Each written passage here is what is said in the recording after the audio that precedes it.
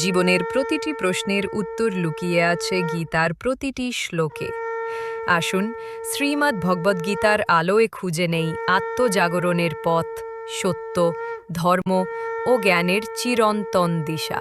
সঞ্জয় উবাচ দৃষ্টতু পাণ্ডবানিকং ভ্যুং দুর্যোধনস্তদা আচার্যং উপসঙ্গম রাজা বচনং অব্রবীত। 2 সঞ্জয় বললেন, সেই সময় দুর্যোধন পাণ্ডবদের যুদ্ধে সাজানো সৈন্যবাহিনী দেখে দ্রোণাচার্যের কাছে গিয়ে তার সঙ্গে কথা বললেন। দৃষ্টিভঙ্গি।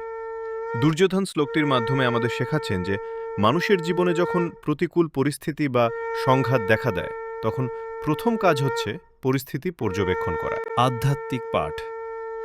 দেখার পরই বক্তব্য বলা উচিত। অন্ধভাবে সিদ্ধান্ত নেওয়া বিপজ্জনক।